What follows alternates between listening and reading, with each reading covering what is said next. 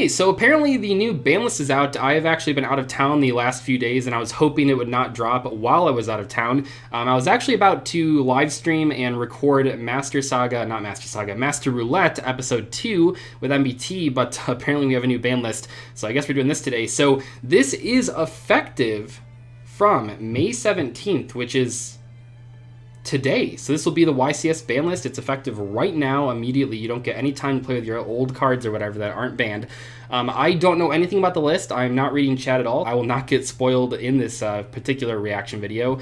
But let's scroll down here and see what Konami has hit. I hope they fix the format. The format is kind of in shambles right now. The Despia stuff is fun to play against, but there's a lot of other cards that I hope Konami hits, and some cards that I hope that Konami brings back. So this is for the TCG, of course, not Master Duel. Master Duel got their ban list a little while ago. Let's scroll down here and see. Also, it's funny because the one day that Farfa says like it's not the ban list happens to be the ban list day, but he's live streaming as well. So let's scroll down. No effect monsters banned, so no artifact scythe ban, and no fusions banned. We do have... What? Okay, so they're still not hitting Helk, but can you guys see this, by the way? How far down do I have to scroll? Okay. So we have 3 Link monsters in a row right here. Mecha Phantom Beast Auroradon instead of Helky Firebacks, Prank Kids Meow Meow, which is hilarious, and Predaplant Anaconda. I was right. A lot of people were like, no, they're not going to ban Anaconda. There's more Predaplant support coming, but of course Anaconda deserves to be banned. Makes sense. People will still play DPE and people will still play Despia. Actually, a lot of the Despia decks have been cutting it, surprisingly. But yeah, these are 3 really good hits. It's effectively like hitting Helky Firebacks, at least like the big combo that everyone is currently using. You can still use Helk to like Link Climb if you want to. You can still use it to special summon your tuners from the deck.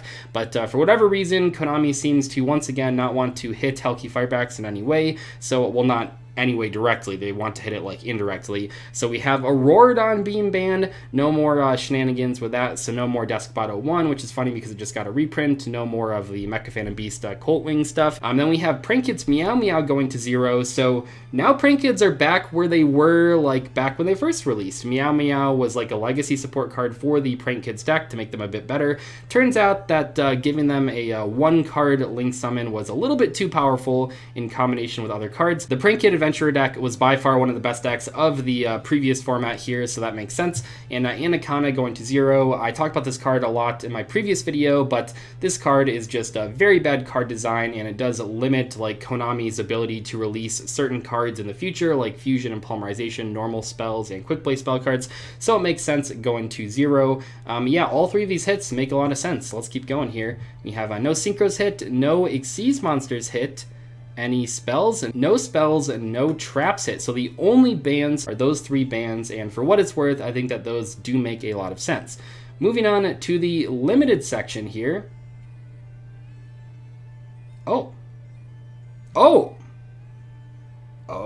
We have Jet Synchron, because now we don't have Auroradon, so I guess they figure that even with Helky Fireback still legal, that Jet Synchron doesn't matter. We also have Monkey Board, because Pendulums suck, I guess. Is this kind of like a way to push the new Pendulum Link monster? Probably, yeah, that makes sense. And then we have Red Rose Dragon Limited, which is interesting, but yeah, very good card in the based deck, as well as a number of just like Helky Fireback's turbo decks. Very powerful tuner monster that can go into Baron or Helk or all sorts of stuff. These things make sense to me. I feel like the Red Rose Dragon might be a little bit surprising, but honestly, they keep bringing back the Pendulum stuff that has been banned for a long time. If you remember on the last ban list, they brought back Astrograph Sorcerer to 1 copy. It did absolutely nothing, and I think Monkey Board at 1 probably won't make a huge difference, but I could be wrong, because I played back when Breakers of Shadow was first released, and Monkey Board was insanely powerful, but I feel like by 2022 standards without Electromite, it's probably not that overpowered.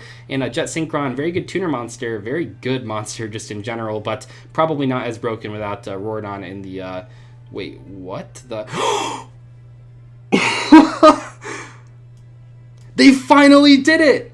They finally brought back Yatagarasu. I've been saying that this card sucks for years now. They finally brought it back. It's going to do absolutely nothing, but I can't wait to see old school players freak out about it. I've been saying that Yada should come back for so long because it is just not good enough by modern standards anymore. Yes, there are more ways to search it, but there's not really that many great ways to like actually abuse it nowadays. Yatagratsu probably won't make an impact. We also have Helki Firebacks Limited. Kind of weird there, right? In a lot of decks, you only played one copy anyway, but you would sometimes play two copies in like the base deck and the Helki Firebacks Turbo decks, but I guess at one copy per deck, it's fine. I mean, who cares? And then Shooting Riser Dragon to 1 when it was only played as a 1-of. Not really sure about that one. That's kind of a random hit, but sure, whatever. Those are pretty... Change of Heart? Okay, so we are officially at a point where Konami is saying that Change of Heart is more balanced than Snatch Steal? Interesting. For those of you that weren't playing back in 2015, Konami brought back Snatch Steal for literally only one format, and they banned it immediately afterwards. So apparently they hate that card, but Change of Heart back to one copy. Will people play this card? I don't know if it's good enough going second. Mind Control isn't really that popular right now. Mind Control is like a worse version of Change of Heart, but I mean, it could see play. That's pretty crazy. Yada and Change of Heart coming back. Old school players are in shambles right now. And then we finally... Oh my gosh, is that on the screen? Time Seal?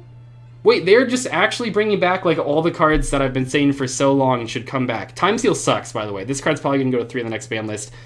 If you open this card on turn 1, you set it, you can't use it on your opponent's first draw phase, so you have to wait until their turn starts, and then you flip the Time Seal, and it won't lock them down until their next draw phase. So even if you draw it going first, it doesn't go into effect until turn 4. Yeah, that is pretty crazy. So they're bringing back 3 old school banned cards. That is incredible. I'm pretty sure none of them will see play except for maybe Change of Heart, but that might be up in the air as well. Let's move on to the semi-limits. We got a whole bunch of them here. Oh, what the heck's going on? Oh, they already immediately... Okay, this is funny. Okay, so we have Dynamite to semi-limited. We have Ben 10 to semi-limited. Sure, I mean, that probably doesn't matter with no Eva in the format. We have Tenki going to 2. Makes sense. The Tri-Brigade deck has been doing pretty bad. I mean, it gets tops here and there, but definitely not as good as it once was, and the Zodiac stuff is all banned, obviously. We have Pot of Desires immediately going back to 2 copies per deck. Konami seems to want to correct their mistake of limiting this card.